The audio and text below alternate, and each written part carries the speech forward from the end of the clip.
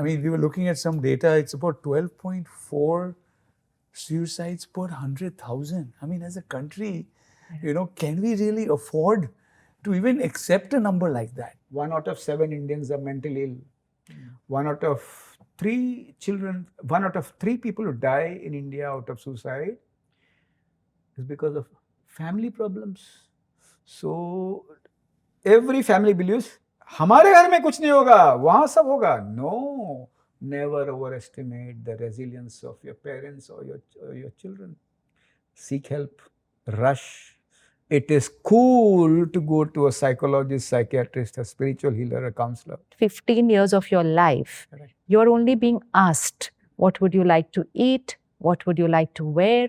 Go to the mall, select your choice of your t-shirt, your shoes, everything. You are choosing life. I didn't get the college which I wanted. These are their first rejections. Parent and have that acceptance. Don't criticize. Don't be, aggressive, but accept. They get acceptance from friends. They want that same acceptance from parents. But be a parent and accept. Don't say, I'm your friend. You know that line, rubbing it in again and again. They have so many friends. They have only one parent. And that parent is saying, I'm also your friend.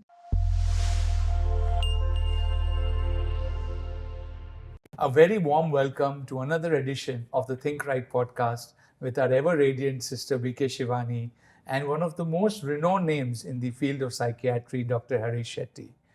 Very warm welcome, Harish. And I think you're known and really known around the world for your work with community mental health. And I think the subject we're going to address today is not only one, I think, which is relevant to the times and which has become a topic of discussion everywhere one goes, but I think one which is extremely important for us to understand deeply and take corrective actions for society at large, not only in one country, but around the world. The pandemic really has brought mental health to the forefront as a point for discussion, something that we've always been aware of, but somewhere it's been, below the surface for way too long. And really look forward to this conversation with both of you. And so tell us a little bit about this entire area, your, space of psychiatry and how does that really highlight this particular issue, which is so prevalent, in every single person who has a mind, right? Absolutely. So first is the brain and the mind is aligned to the sun and the moon. So when the sun goes down, the pineal gland starts releasing melatonin. And ideally, you are supposed to sleep 3 hours after sunset, before 3 hours after sunset. What is happening across time is an era of globalization. There's so much sensory input. There's blue light which stops the pineal gland from releasing melatonin. And then at many places where families work for 12 to 14 hours, they all come late and they have dinners at 1 o'clock and 2 o'clock.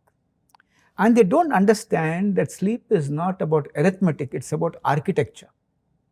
It's not 7 hours sleep or 8 hours sleep, 4 hours in the afternoon, 4 hours at night. No, it has to follow the REM, rapid eye movement, the dream sleep, and the non-REM, which is non-rapid eye movement, where you get deep sleep. And you need to really get up from deep sleep. Science has proved that if your NREM sleep is bad, there can be deposition of amyloid, hastening the process of dementia. Science has proved that if you play around with sleep, Hindi में अच्छा होता है कहना कि भेजे से खिलवाड़ मत करना, भेजा पलटवार करेगा. So when you play around with this Raja, the entire orchestra goes for a toss. Organs start protesting. Pancreas says, I will not give you insulin. Stomach says, I'll load you with acid. Thyroid says, no more thyroxine, sorry. And also what is very important is the calcium particles in the blood says, I will deposit myself in the heart vessels. So the entire orchestra, which is supposed to give music, it gives noise. Kahan sur, kahan shor. So one of the most important ingredients for the human body is not only food, but the right sleep. Actors and a lot of people who work at night, they tend to tell me that they sleep for 4 hours in the afternoon and 4 hours. That will not work for students. Whatever they have studied will get consolidated in sleep. Whatever you have done in the day, it gets slowly stored in the neural cells and learning improves. You become more effective. Your state of being is much better and the organs start playing music and not noise. So sleep is as important as food. And I tell people around from whatever age, you may enjoy all the gadgets, that's perfectly all right. But mindful use of gadget is better than mindless use. And in some places, it so happens that the living conditions are different. The water supply comes at 5 a.m. in the morning. So they sleep late and they get up late. One of the most important consequences of playing around with the sleep is irritability, anger, and violence. And if you do not manage sleep, you get stressed. And if you do not manage stress, you get depressed. Lastly, depression has not increased because the brain has changed. Depression has increased because the environment around has changed. I would see my father and mother at 9 o'clock at night gossiping away and be laughing away. But my children would see me much later. And sometimes doctors say, how old are your children? They say, ek itna hai, ek itna hai. So in an era of globalization, one of the adverse effects is disconnection. And one very important intervention would be healthy reconnection as often as we can. Sleep movement has to be big across the world. And if we sleep well, the earth will be a beautiful place to live in. And will be as impactful, as effective in 8 hours than in 12 hours. See, what you have scientifically covered and tried to talk about the intelligence of the body and all the aspects leading to this last statement of yours. If everyone sleeps well, there will be peace in the world because people will have better control on their emotions and everything. And Sister Shivani, this is exactly what we've been trying to say through ThinkRight.me. But when you look at the entire conversation around the spiritual aspects of everything that Harish has just mentioned, how do we build about or bring about this unique understanding about how science, medicine, spirituality actually can holistically work to create an outcome that can actually change the lives of the 8 billion people on this planet? See, spirituality, what is it teaching us? It's basically teaching us how to take care of this inner world. But it's not just about thoughts and emotions. It's not just meditation. It's a meditative lifestyle. So when we come to the Brahma Kumari Center, like say, the first thing that we learn is the right time to sleep and the right time to wake up. Because when we will ask the sister there, what time should we meditate? So she will say, the best time is 4 o'clock in the morning. So now if I want to do that at 4 o'clock in the morning, obviously I'm going to go to sleep by default by 9:30, 10, which I heard just now for the first time that you have to sleep 3 hours after sunset. See, it's falling into place completely. So if your 6:30 is sunset, by 9:30, 10, you have to go to sleep. And if you sleep right and sleep deep, you really don't need an alarm for 4 o'clock. I mean, we just wake up because we've completed it. I mean, there are days where I'm physically fatigued and I say like, okay, I want to sleep little more. I should sleep a little more. The logical mind will say, I've been traveling so much. I had shorter sleep on, so I should sleep. I can keep lying in bed, but I will not fall off to sleep after that because that sleep cycle is over. It's complete. Then I can keep lazing around, which now I don't do because I know it's such a waste of time because I will not fall off to sleep.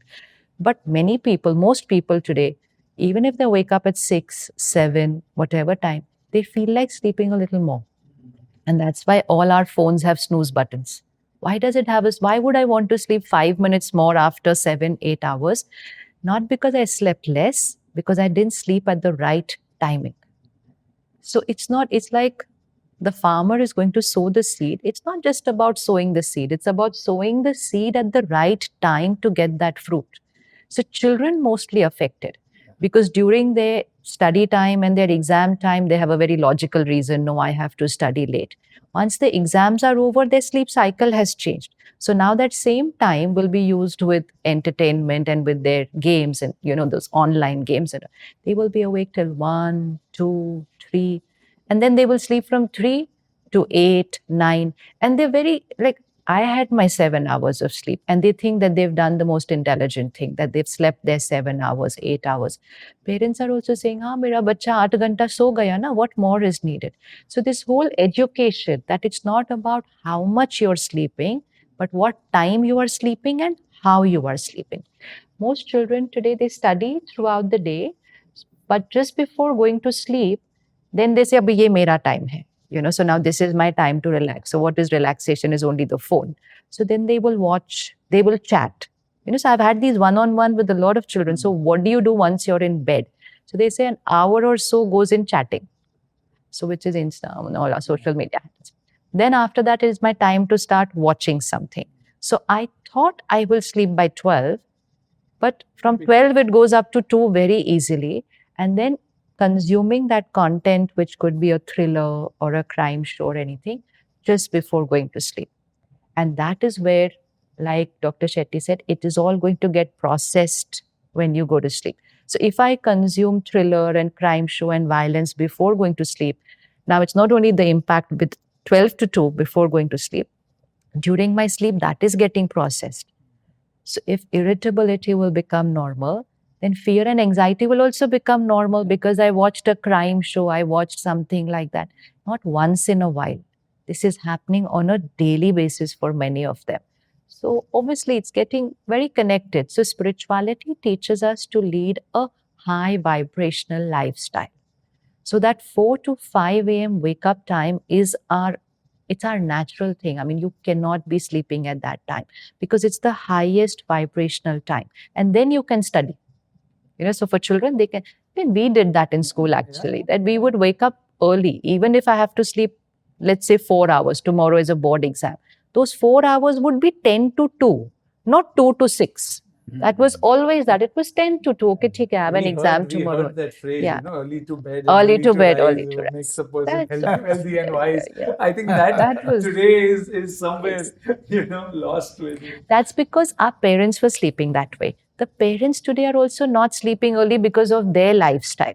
So then they don't find anything wrong in their children not sleeping. And what you said, I remember this conversation with a young person. I said, but then how will you wake up in the morning? And what you said, I said, don't worry, I've put 7 snooze alarms. I mean, 7 alarms. Yeah. So, by the time I get to the 5th one or 6th, I will, be up. But insomnia is one of the mother of mental health issues. What keeps you awake at night? Ideas. So generally, I get ideas when I'm brushing my teeth or just about to sleep. What is also important is I am awake when somebody is in very great distress. And I'm also awake sometimes when I'm very happy and thrilled. I'm happy when my son comes from Bangalore, knocks the door at around 11 o'clock and says, "Daddy, I want to talk to you." So these are all joyous awakenings. But sometimes when we lose our patience to demise or death, it keeps me awake. If my family member is unwell and a loved one is unwell, it keeps me awake. And sometimes if somebody is hospitalized and is in a very difficult state, it keeps me awake. But most of the times I manage 5 days of good sleep as compared to 7. And if I have to do something like this show, I'm excited. Sachin Tendulkar says the same thing. He says just before a match, he's so excited. And I'm excited. What is it that will happen? What is it that we should say? What is it that we should do so that we cover all the points and we explain mental health in very clear terms? The point of staying awake resonates with every person on this planet, right? I don't think there's anybody who has not had a time when they've been disturbed about something. And somewhere that is the trigger or the beginning to be able to understand that, yes, there is something going on in my mind that probably can be overcome, can be conquered before it gets worse. I think we've touched upon a very important topic. And I think this is point number 1, right? For good mental health, make sure you sleep at the right time and you wake up at Always. the right time. I mean, just one simple discipline, if we can follow.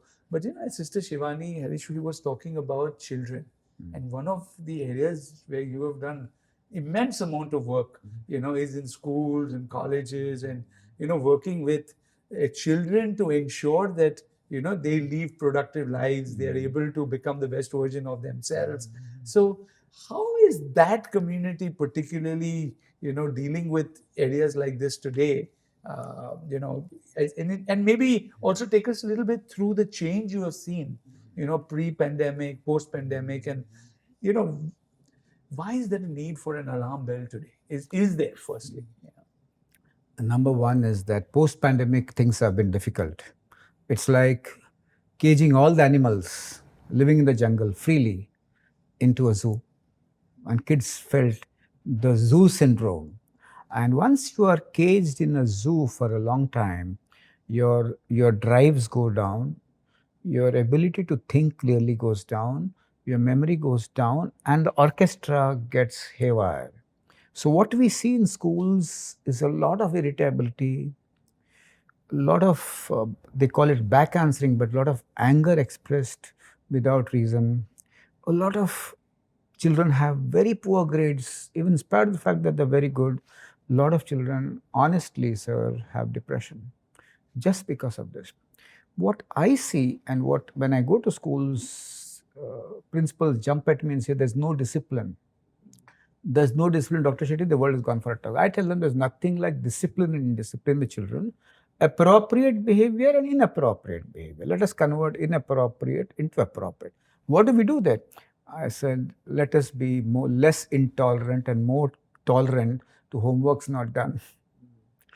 Curriculum is important, but life is more important. So let a teacher sit down and share stories of how she coped in COVID. Stories, not glories. That's a difference, subtle difference. And then slowly the children start sharing their lives, good or bad, whatever, and it's put across on a table. Children feel that there is somebody who's close, somebody who touches their lives. They're not interested in the curriculum. Those teachers who talk about life and curriculum, they're remembered all throughout the journey of the child. Those teachers who are obsessed with giving question answers and finishing the portion only, they generally are not looked up, or they generally are not remembered. So what I tell teachers, number one, first take care of your mental health. Teachers are in a miserable shape. When you ask teachers how many hours they sleep, most of them sleep for 4 to 5 hours because they're not teachers. They are mothers, they are sisters, they are daughters, and they have to really take care of 2 children and the third child, the big child, and they don't sleep. I tell them in Hindi, अपने त्याग के घोड़े से उतर जाओ, अपने जिंदगी की मोमबत्ती दोनों बाजू से मत चलाओ. Because any amount of workshop your teachers will not help unless they take care of themselves. So a lot of yoga. When I travel across schools which have meditation, some form of meditation, the children are calm. Schools where the school principal takes care of teachers. I'll tell you an innovative story. In one school, a Christian school, the principal felt that my teachers are stressed. He started a dance floor. He started a swimming pool. He was scolded. He was by his own order. This is not discipline. This is not education. And when teachers started swimming during the time, they got calmer. When teachers had a dance time, they got calmer. So that's one aspect. Second aspect is, what do children need? Just 4 things. They need emotional safety and security. Whatever happens, they will be repaired. They will never be thrown out. They will never be rejected. Second is trust. Third is respect. Fourth is love. And this order you never get when you ask the parents or the teachers. Now, they ask me in schools, kya kare? Maine kaha, listen, we want children skills where they're able to face the world today, tomorrow, and day after tomorrow. They said, how can it be done? And some teachers said, we give lessons of great heroes from the country. I said, good enough, but let's start about simple things. Number one, in your family, when one day the food is not cooked to your best of ability, you will still eat the same food. Learn to accept your environment even if it is not perfect. My cook might not cook well. My mother might not be healthy on that day, but you don't discard them. You respect the food, you respect the table, you respect the scooty, you respect the small fridge, you respect the environment. Resilience improves. Number 2, I ask parents, do you share your bad news early inside the family, age appropriate, or you just remain reverential heroes of the children? Mothers, be open by saying that मैंने करेला में क्यों शक्कर डाला मुझे पता नहीं. I lost my promotion, my son, I don't know why, what did I do? Children will share their stories. Sharing bad news early and accepting that bad news and good news is part of life improves resilience. And the third is that when parents share their feelings with children, children share their feelings. When parents share, you are a useless child. Son says, I am not respected, I am rejected, I feel low. But when parents say, I'm so angry with you.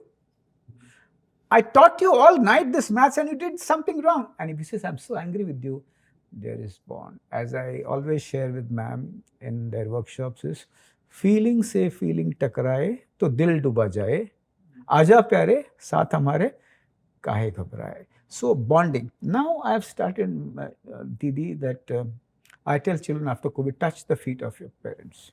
It's nothing to do with any God, any religion. When you bend, you feel humble, and when the parent bends and picks you up, he becomes bonded. These are little things of our Eastern culture which we need to practice. Children who work in the families and help the mothers and fathers, little work, they become rounded and grounded. Children who are associated with buying vegetables and taking part in the kitchen, even little, love home food. Food is not about taste, it's about association. Used for children who are grounded. But there are other problems. Many kids are suffering from separation. बहुत तनाव है घर के अंदर, अलग अलग तरह का तनाव है. मैं कहता हूँ school is a buffer zone. They need to experience 5 things. They need to experience learning. मैं कुछ I learn something. They need to experience memory. I can reproduce what I have learned. They need to experience friendship.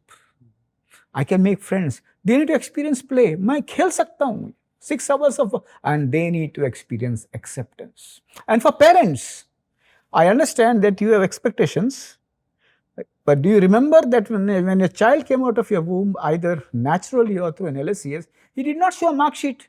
Mummy, 9 months मैं अच्छे से behave किया. Parents should understand one equation. Acceptance upon expectations has to be greater than 1. Children should experience small pain. ना सुनने की आदत. They'll be able to manage bigger pain in the future, and they might not harm themselves at that point of time. Struggle and pain is important for resilience. It is most important for resilience. ये नहीं, ये ठीक नहीं. This is not good. This is not good for you. I don't think you should take it. I still remember my son. I'll just finish in half a minute. He used to always, he would want things which I felt was not necessary. And we would argue, we would go on arguing. We argued for 2 years in one case.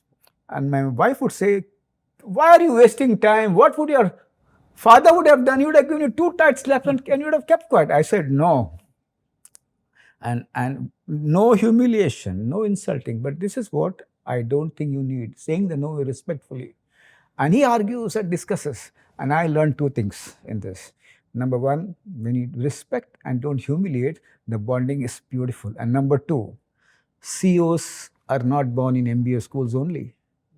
They're born in families and schools where he or she is allowed to discuss, negotiate, argue and fight. So that is what I think is so important. Yeah, no, you've covered a spectrum of words, and each of those words can be an hour-long podcast.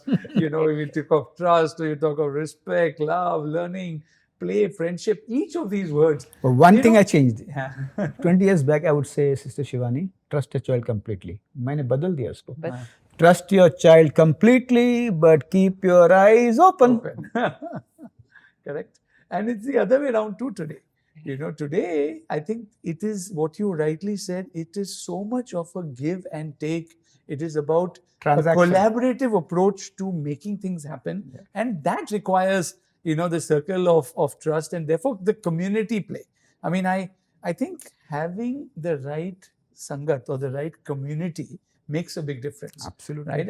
And I think somewhere, again, how do we get people to convene around issues that, not only necessarily educate, but they enlighten you in a way that you can actually practice, some of these things with people who you trust, right? And I think that's another angle, I think, to our earlier point, where, community coming together for something that is more meaningful than just tackling situation is so important in life today, So you see that, Sister Shivani, now again with children, and particularly how is it different when it comes to children compared to, others? At the that one centers, works it's with? like a community, right? It's like a family. And we have children coming from, we have children coming from when they were in the womb of the mother. And so when the baby is born, the first thing they will bring them to the center.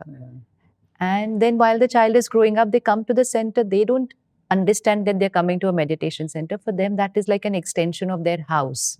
The sisters over there are like their sisters, their families. So they will grow up saying Didi, Didi, and all. You will see a completely different personality there. So now when they're growing up, the parent doesn't have to bring them to the center. It's sometimes the children who are bringing their parents to the center. It's Sunday, we haven't gone there. हमें तो वहाँ जाना ही है. Now that comes so natural to them. And then another important thing is they are seeing so many other people who are walking this path, a path where they are spending a few minutes of meditation, a path where they are sleeping early, waking up early, a path where they are eating home cooked food. So they don't feel they are the odd one out when they go to school. Where their other friends are probably saying, what is meditation? This is so boring. How can you be doing this? So they don't feel the odd one out at school and in their peer pressure because they're very comfortable over there. They say, no, so many of us are doing it, so this couldn't be wrong. So because today we see many children want to do the right things, but because they don't have other people with them, their age group, their parents may be doing it, but like children, we want to do what everybody around us is doing. And also all this content, that vocabulary, it has changed for us. So if they are doing something which is a little different from what the others are doing, the other children have also become a little more harsh. Like the other day, one little child, not little also, in the 8th or 9th standard, he said, nowadays we have the word cancel. I said, so what does cancel do? So if we are not doing something which everybody else is doing, they will say you're cancelled. So now for a child to get this word that, you are cancelled, which means now you are not part of our group. So many are changing their lifestyle only because they should not be cancelled from those groups, but they should be inclusive. So everybody needs a group, but sometimes you also need to see where you're getting that right sangat, and then that does not move you away from your school friends or peer pressure, but it gives you that resilience, that strength to be there, be with them, but not get affected if you are standing for a right which does not agree with everybody else. Like a simple thing, like if a child doesn't have a social media account today in the 8th, 9th standard, that child is an odd one out, a complete odd one out. So then they're ridiculed and, everybody else is chatting on those social media accounts. They're planning their parties, their get-togethers on that. And now this child is completely left out. It's not even part of that group who's going to send them an invitation. It's not easy. It's not easy to be able to face all that. So many children are only shifting that side, not because they want to be on social media, but they want to be accepted by their friends. They don't have the power. Most of us don't have the power to stand alone for our right. We know what's right, but we don't have the power to stand alone for the right. Parents don't have it. From where is the child going to create that strength? So that little meditation or just coming amongst people like that is giving children the strength. Like at the Brahma Kumaris, we teach them eat home cooked food, okay? Because it's the right energy, the right vibration, and like Dr. Shetty said, that family bonding. Now we have so many children right from kindergarten. Today they are university or professionals. They've never eaten out. They've never eaten out. They've gone for outings, they've gone for picnics with their friends, but they have never eaten out. They don't know what is canteen food. They have never put it into their. That's resilience. Now, it may be a small thing like a samosa or a food, but that's giving them that resilience that tomorrow, any aspect of their life, they will be able to stand alone because they've experimented, they've seen the result, and they have the strength to stand alone. They are fine with people ridiculing them because they've understood what's right. So that sangat, that's why it's called satsang. You're Yeah. getting a right sangat. That sangat is very important. That's why we have so many centers, because we understand you cannot create a change just being alone by yourself. You need that family, that community, which comes together and walks the same path. So, social community of Very important. individually strong people Very will important. change and shape the world very differently. And, I think this entire concept, what you're saying, if that gets implemented in schools today, is able to be carried forward through, the right guidance. I think the work you're doing with teachers is so important because children are very impressionable, and I think all these things that we have said keeps them in a good space. But, I want to ask you, Harish, when crisis strikes, right, everything is lost, Go say why. right? Everything goes via. You mentioned that sometimes a little bit of struggle is good, but sometimes if the struggle gets extreme, people just don't know how to deal with it because maybe they have not been able to strengthen themselves also to one point, and then that leads to very dire consequences. And today I think we are seeing, suicide rates, we're seeing depression, we're seeing at all-time high. I mean, India as a country, we were looking at some data, it's about 12.4 suicides per 100,000. As a country, can we really afford to even accept a number like that, right? So this is the reality today. And I think it's important for everyone to understand that this is the world we are living in, and therefore a greater need to build resilience, greater need to strengthen ourselves individually as well as, use that strength to empower others, right, around you. So how are you seeing this part? Because you meeting, and I know many come to you also, Sister Shivani, from this. Would love to understand, what are some of those stories that you're hearing? What could have been changed? How can we really bring about a massive transformational shift in this particular aspect of society? I still remember this 8th standard girl who said that I want to die. We take it very seriously because it's a symptom which we need to explore. Behind a symptom can be a story. Behind a story, there could be many stories. Having said this, when I spoke to parents, they said she's just pretending, she's just manipulating. Don't take her seriously. You know her for half an hour, I know her for the last 13 years. This is one mistake parents make. So when I asked her, what is it that is so difficult? She said, I've been shifted from one school to the other. I've lost all my friends. My grades have gone down. I don't feel good within. And I share this with my parents and they don't pay attention to it. We have spent such a lot of money to be in an international school. We have spent such a lot of money in tuitions. Parents, you should understand that children are not a transactional activity. Listen to their voices. Don't judge them and do not become a doctor to diagnose why she's saying that. Let she be seen by an independent professional, an emotional arbitrator, a social worker, a psychologist, a teacher, or a psychiatrist. And then when she spilled the beans and she said, I just want to go back to my old school. I don't know why I feel like this here. So children face dilemmas in different areas. One is transition. Second is teenage. I like him, but he said no to me. And that's a very big thing. Rejection. And I tell them that having a boyfriend is not about efficiency. Not having is not about deficiency. But still, they would not believe it. I still remember this other boy who went and told his mother that I love this girl in my class. And the mother was fairly open. She allowed him to talk. And they all sat down and heard him out.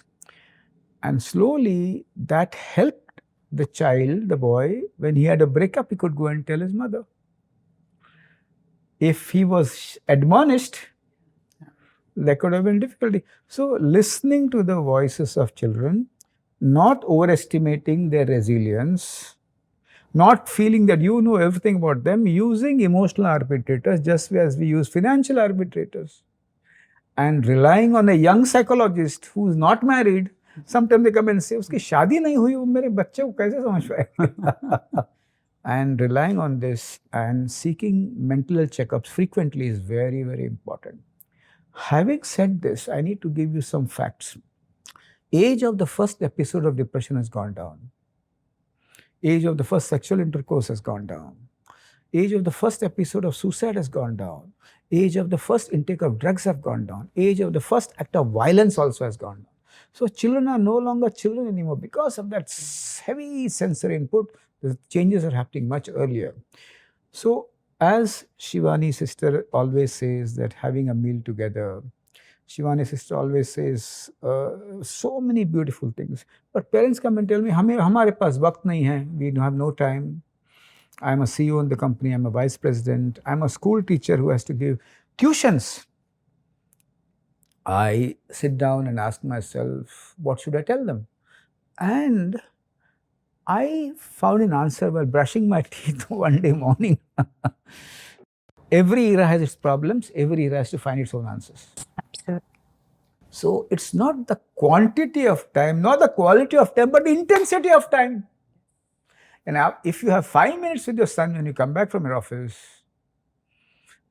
throw your visiting card out. Lift him in your arms.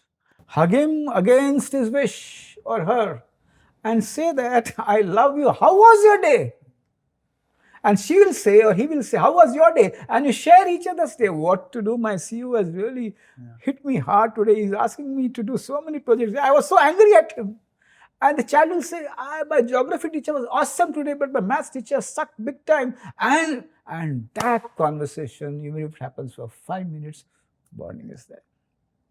Having said this, unfortunately, sir, parents send kids to 3 schools: official school, tuition classes, and mama school. Where is the time to play? When you play, your entire hypothalamo-pituitary adrenal axis, which is the stress axis, remains vibrant. When you run for 15 minutes, when you meditate for 10-15 minutes, when you take fresh air, we just spoke about Panchabhuta, the 5 elements. Children need fire, the sunshine. Children need the sky. Which child looks at the sky? Children need to play with water. Children need to play with mud.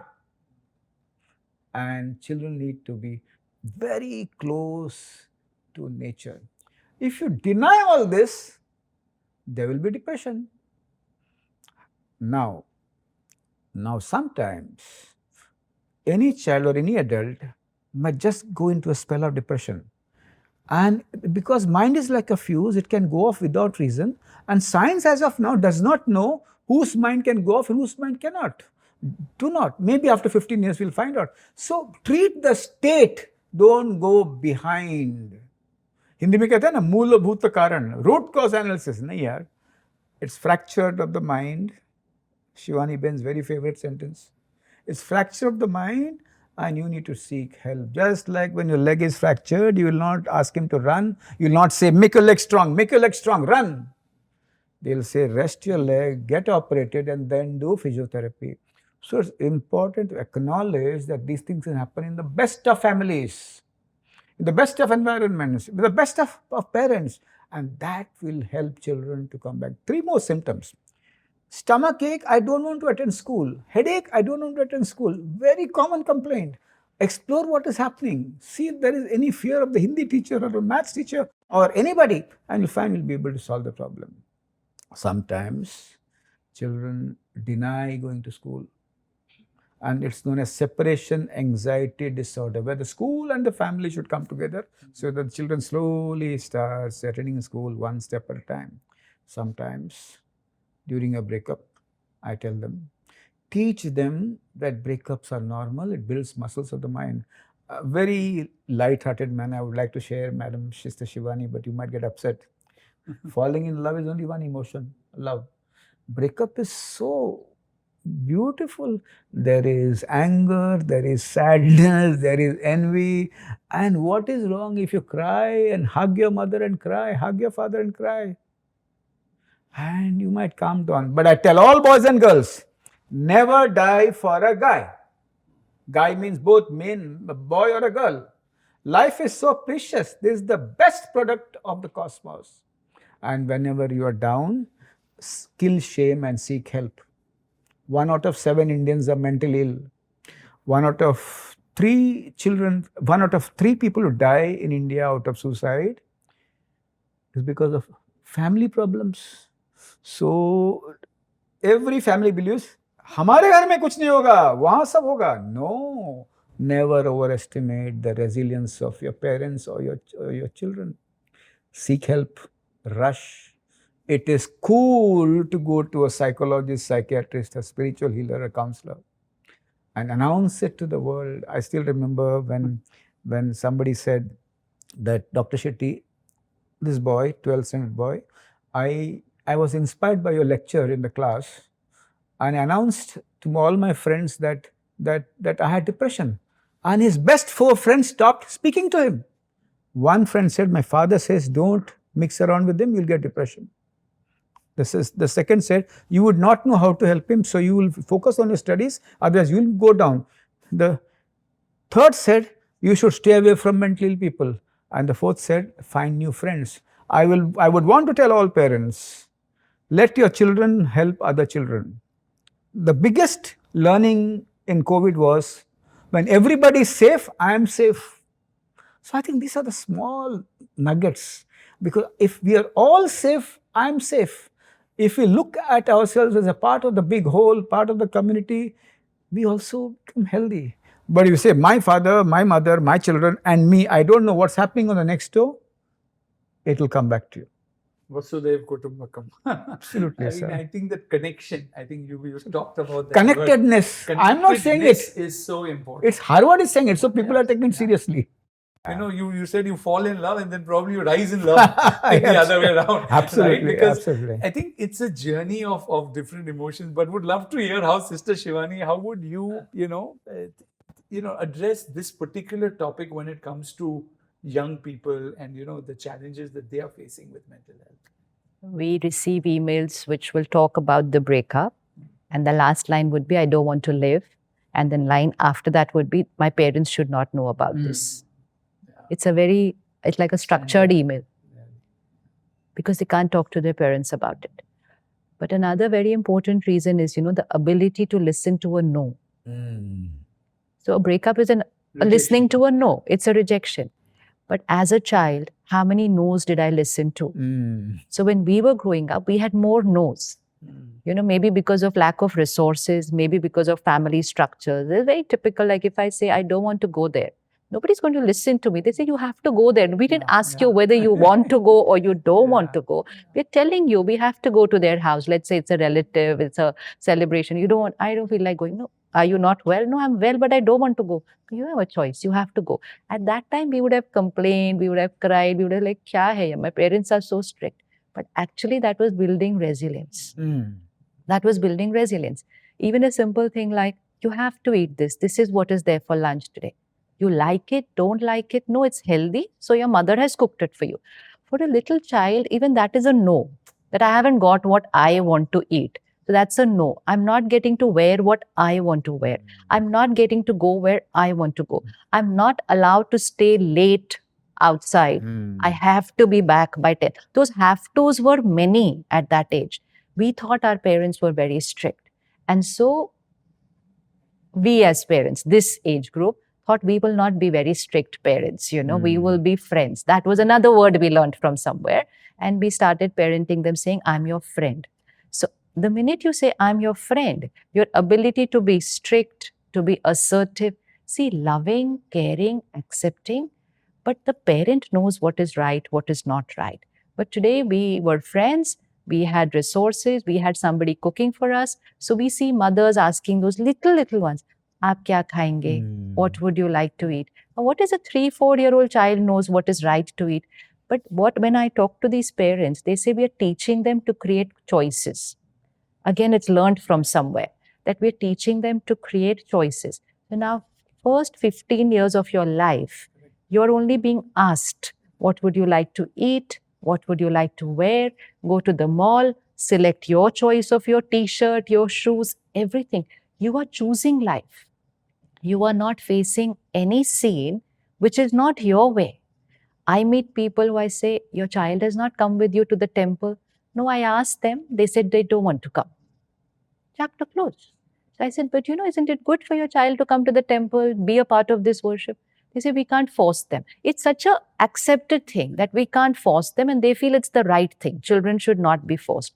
So now you are doing this nice, fragile parenting for 15 years, 16 years, saying life will be like how you want it to be. So how many times has that child listened to a no in those first 15 years? So if I don't use this hand for 15 years and suddenly I have to lift something, it's going to ache. So that child always got hanji bacha, hanji theek hai, aapko nahi jana, nahi jao, aapko nahi khana, nahi. Literally the food comes on the table, the child says, mujhe nahi khana hai. The mother will say, le jao, aapko kya khana hai? We think these are very small things, but this is life for that child. And there the child got everything their way. And suddenly at 15, 18, someone is coming and saying, no. How is the child going to have the strength to listen to that no? So it's not a breakup here, it's a breakdown here actually. It's a total breakdown. Their self-esteem gets affected. They feel that I am not right. It's a lot of upheaval of emotion. There were breakups even we were in college also, there were breakups. I mean, there's nothing new happening over here actually. But we had listened to so many no's. Of course, we would feel sad for some time. Take care, talk to your friends. It would sometimes not even reach up to our parents actually. It would just talk to your friends and within 2-3 days you're fine. But here it's a very big thing for them. It's a very big thing only because life was their way for 15 years. And it's not just breakup. I didn't get the college which I wanted. These are their first rejections. These are their first rejections, and they've not seen rejections. As society has evolved, social media, the pressures, you know everybody is looking, watching. So the only thing to do is, even if you have, parents have abundance now in terms of resources, facilities, don't give it all. Say no even if you have it. In our parents, maybe they said no because we didn't have it. But I think we can say no even if we have it. Absolutely, I completely That's all. agree with Just that. say no. And don't say, do you want to come here with us? No, say you have to come here with us. Tomorrow we have a family get together and we all are going. It should be an announcement. But parents say no. The children should choose. Then, like you were saying earlier, right? It is friendship. It What is happened in friendship. your day, what happened in my day. And I same thing from my daughter, right?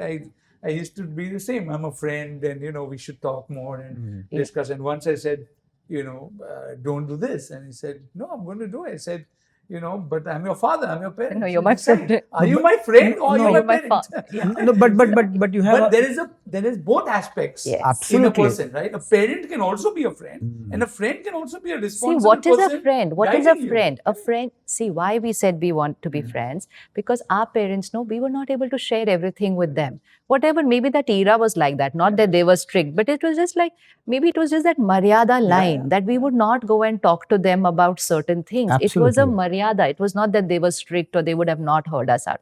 So then we suddenly thought we want to talk to our children about everything. But you can be a parent and talk to them about everything. Absolutely. You can be a parent and have that acceptance. Don't criticize. Don't be, aggressive. But accept. They get acceptance from friends. They want that same acceptance from parents. But be a parent and accept. Don't say, I'm your friend. That line, rubbing it in again and again. They have so many friends. They have only one parent. And that parent is saying, I'm also your friend. So who's going to be the parent? There's one flaw there.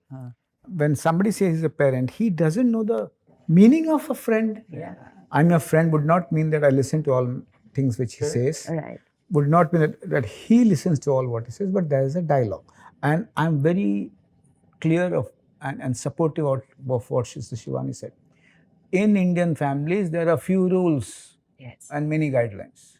The few rules are something, it's not Non-negotiables, compromisable, yes. not negotiable.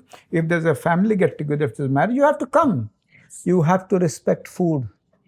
No way by that you'll not respect food. And so that actually gives a balance. She said beautifully, the hand example is a powerful metaphor. There's also this stigma, right? Mhm. Like when people ultimately face issues and challenges, right? And this we were talking about children and the issues they face. Mm. As we go to the next generation, the parents are facing another mental, strengths and health at work, right? There's the senior citizen in the house who's facing, similar issues, right? So it's across the All spectrum ages, that yes. the responses are different. The way you do it, of course, some of the aspects we have touched today, will cut across, all All of barriers. this. But talking about it, how do we overcome the stigma, right, with society and others? Because when there's a physical challenge, everybody accepts it, right? Okay, he's got a fracture or this, but when it comes to a mental issue, even I think as a society, we are not as accepting. We are not as open and vocal about it. How have you seen that happen? And So I did share somewhere that 30 years ago, if I was invited for a marriage, nobody would come and talk to a psychiatrist. oh really? 25 years ago, they would say, my uncle, my father, it was not uncle and my father, it's themselves. Yeah, yeah. And now they come and talk to you Okay. openly. Open. That's Yeah, at that's a one big level. change. Yeah. Second, I would advise all parents to share feelings and believe that locked minds are time bombs. Express early, lest you explode later. Yeah, yeah. And also Indians have this habit, समय से सब कुछ अच्छा हो जाएगा. Heart attack, no समय, go to the ICU. Time is not always the best healer. And the fourth experiment, which I see many colleges are doing, is involving young boys and girls in providing caregiver support for the mentally ill. So I'm going to train a group of young boys and girls to go into the houses of the mentally ill and give them time and care. So when you actually indoctrinate, inculcate care towards the mentally ill, care towards the distress very early as a scientific activity and a social activity with spiritual things, it will break the stigma much earlier. One more experiment which we are doing across time, we should do it in your industry, sir, known as mental health checkups. And what happens to the mental checkup? You make it a fun activity. We did it in a sports complex. We do it in our schools. I have proposed it to Western Railways, and they will do it, and other housing colonies. When there's a mental checkup, there's no mental illaj, no treatment. The balloons, there's fun, there's music, and people come and say, let's do a mental checkup. It breaks stigma, it creates awareness, it creates bonding, it identifies early risk, it prevents suicide, and also improves the wellness quotient of the family, the occupational function of the family, and educational aspects of children. So we have to hold it by the jugular. Many people come and say, Dr. Shetty, ये mental word हटा दो. मैंने कहा no, उसको fashionable बनाओ. Why should you remove the word mental? First, evolution starts from the top. Stigma breaks. Kids, all the kids will go and do their checkups automatically. I have written to the Prime Minister of India, I've written an article that if you want to break stigma, have a mental checkup in the parliament. Where you guys start. If Modi ji took a vaccine, everybody took a vaccine. So I think opinion makers, change makers, leaders from all fields should say, please do my mental checkup, stigma breaks.